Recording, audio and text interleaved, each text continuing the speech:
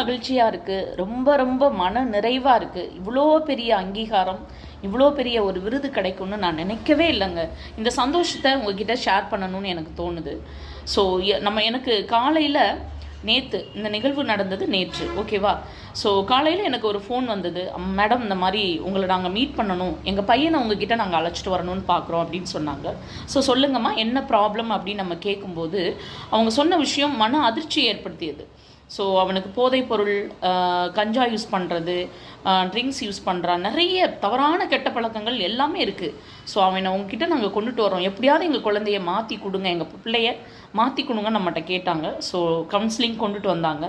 So அவருக்கு நம்ம 3 மணி நேரம் கவுன்சிலிங் கொடுத்தோம். அந்த 3 மணி நேர கவுன்சிலிங்கில் அவர்கிட்ட நம்ம பேசும்போது இன்ஜெக்ஷன் யூஸ் பண்ணியிருக்காரு, செராய்டு இன்ஜெக்ஷன்லாம் போட்டிருக்காரு, போதைப்பொருள் யூஸ் பண்ணியிருந்திருக்காரு, குடிப்பழக்கத்துக்கு முற்றிலும் ஆளான ஒரு பையன், 25 வயது வாலிபர் தான், ஓகேவா?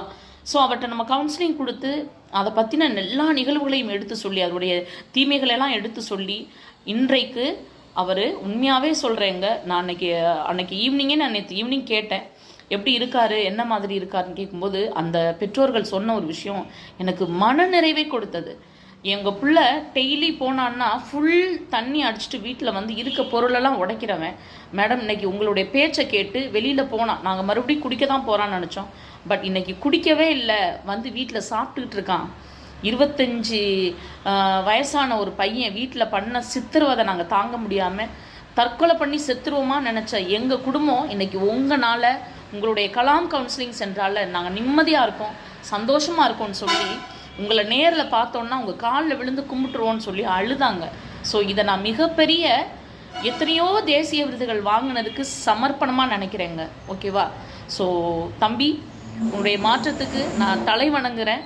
இதுபோல் எத்தனை இளைஞர்கள்லாம் இருக்கீங்களோ தயவு செஞ்சு உங்கள் குடும்பத்துக்காக மாறுங்க, எல்லாத்தையும் தூக்கி போடுங்க, உங்கள்கிட்ட இருக்க தவறான பழக்கங்களை தூக்கி போடுங்க, ஓகேவா? உங்கள்கிட்ட இந்த மாதிரி குழந்தைங்க இருந்தாங்கன்னா கண்டிப்பாக எங்களை நோக்கி கூட்டிகிட்டு வாங்க, நாங்கள் மாற்றி தரோம். தேங்க்யூங்க, லவ் யூ ஆல்.